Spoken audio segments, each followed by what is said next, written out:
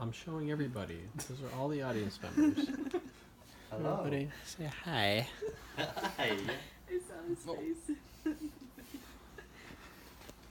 Thank you. So the title of my talk is The Benefits of Being Involved in Athletics as a Kid. And just sort of an introduction to this. In America today, like we see sports everywhere. From Little League to professional leagues, athletics are all around our culture, whether it be like merchandise or just going to see a game. And for good reason.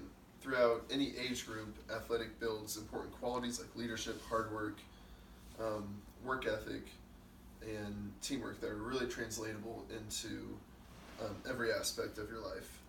In fact, it was John Wooden who said, the ability to keep, or your ability will keep you on the top, but your character will, I apologize, your ability will get you to the top, your character will keep you there. So this quote. So yeah, growing up I played a lot of baseball, basketball, soccer, and in high school I started to play football. And some of these teams were unstoppable, like we didn't lose at all. Other teams were really bad. Like we couldn't even buy a win. And looking back on these experiences, I realized that not only was it important for the development of the skills in the sport, but it was also important for developing skills outside the sport. Even though like some teams were good or bad, I definitely got a lot of life lessons out of them, for sure. And so I realized some of you may love playing sports, some of you may not like playing sports, but the purpose of the speech is to present an argument of why being involved in athletics as a kid builds important life characteristics that will translate into your professional career outside of sports. So my thesis for this speech is, I would argue that even though there are a lot of outlets for children to be involved in, like performing arts or video games, playing one or more sport in childhood development is an invaluable life skill that will translate into their professional careers. I will do so by reviewing these characteristics and how each of them translate into adulthood, and what information that's good to know, like some solid facts and what the experts say of the importance of athletics in the youth. So, get things started. I just want to explore a few of the characteristics that I thought was important. There are many advantages that help build the character of you, but I specifically want to go through work ethic, teamwork, and adversity because I feel like those are some of the most translatable to the work field. So with work ethic, one, you have to be in shape, and which involves like strength and conditioning. And I wanted to start with this one because this is the one that like you kind of have to go the extra mile with. Like you have a lot of control over this, but it's not in a planned, organized environment. Like there's not exactly a planned schedule for you to practice with them, and it's something that kind of has to be done on your own. And learning how to go the extra mile is really important because it might give you the leg up future and willingness to do so when you are in a job field. The second one is practice, and this is not only beneficial for you but your teammates. So having a good work ethic and practice, obviously it's going to help build the skills that you need and whatnot so you can get better as a player. But when you see your teammates, or when your teammates see you working hard, pushing yourself to the limits when you're mentally and physically drained, and that inspires them to do better. And it takes a lot of pressure off the coach too. Like making people better around you is a term coaches say all the time. And when you have players that are going to be the first one in, last one out, those are the players that coaches want because they make their work others see how they're working, and the coach doesn't have to get on them as much.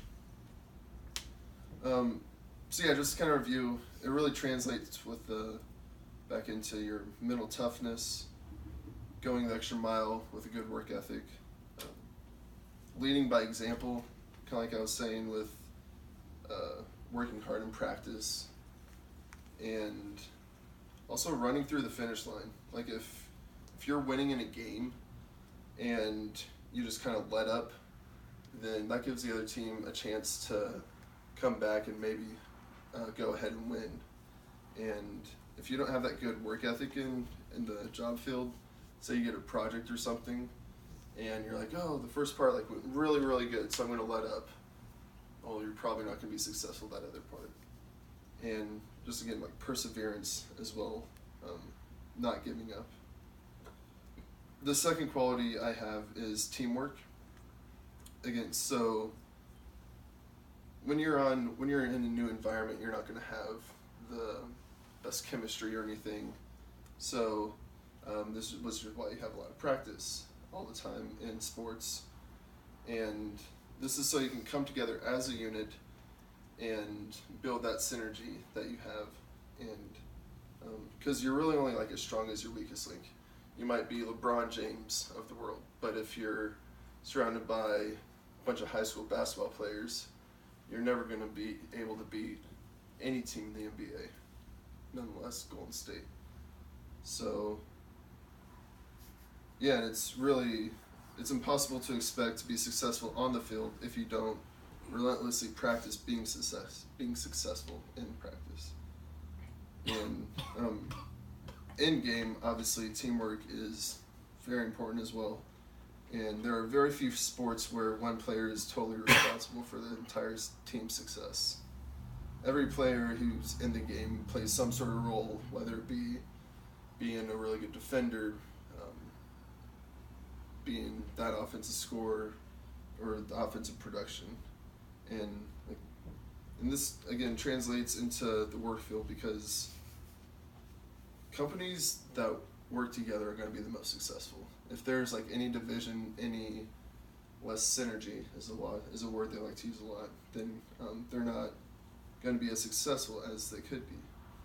And like I was saying, it does require some practice, getting to know your like coworkers' strengths or weaknesses. But once you know all this, it's really easy to be successful as a team.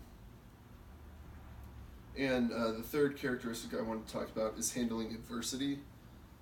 And the first one is with success. I know you might be thinking success and adversity are kind of two opposites, but it's really kind of overlooked quality to have in athletics, to be humble, have that sense of humility, because you might be the best scorer like ever, and just always leading your team in scoring. But if you don't realize that, well, if it was just me versus the entire team, then I couldn't. Yeah, if it was me versus the entire team, then it would be game over. Like, you can't take on 5 people in basketball with one person. So yeah, being humble, letting your teammates know that they're valuable, and yeah, and also in unsuccessful situations, losing's hard. Dealing with like injuries or bad teammates, coaches, like it's really, really hard. And knowing how perseverance through that, or just how to work through that, communicate with that, and come together as a team is really important. And life's never going to be easy in the business field. It's always going to be, I mean, sometimes it'll be good, sometimes it'll be bad. And learning how to deal with adversity in athletics is an important thing that will translate into that. So now, moving on, just some information, like facts that I think are important to this subject is, from statisticsbrain.com, there are 36,250,000 children between the ages of 5 and 18 that play a sport. Of the entire children in America, 66% are boys, 52 are girls. And in this statistic, Brain also quotes that children who are involved in athletics are less likely to be involved in drugs and alcohol, sexual activity, and are more likely to graduate high school. Also, from ChicagoNow.com, there's what they call Positive Code of Ethical Standards, and this covers like the essentials of commitment, discipline, sacrifice, priorities, and heart, all of which are like necessary to compete in athletics. But further on in the article, it talks about how these do translate into the business world and how they are very beneficial for you. And also another statistic coming from athleteassessment.com, 95% of Fortune 500 executives participated in high school athletics, and 96% of dropouts in 14 school districts in 7 regions of the nation were not participating in an athletic program. Not only does athletics like set you up for the future, but it also prevents unsuccessful things happening to you. And the final thing I want you to know is from Observer.com. There was a study that found those who played high school sports as far as 50 years back showed significantly higher actual leadership skills, self-confidence, and self-respect. Yeah, it's surprising. So, in conclusion, you might notice that none of my sub-points mentioned anything about leadership, which is arguably one of the biggest things that an executive is going to look for in hiring someone. But I would argue that leadership develops in every single thing that I mentioned, whether it be in work ethic, teamwork, or handling adversity. When you learn those, you're going to also learn like the qualities of being a leader and develop those qualities as well. So, yeah. In conclusion, I just want to say, especially in today's society, it's littering with technology like video games, cell phones, TV, and of course Netflix. All require little movement. And it is our responsibility to give the children of today healthy outlets and give them opportunities not only to develop these valuable life lessons, but to promote healthy lifestyles as well. Thank you very much.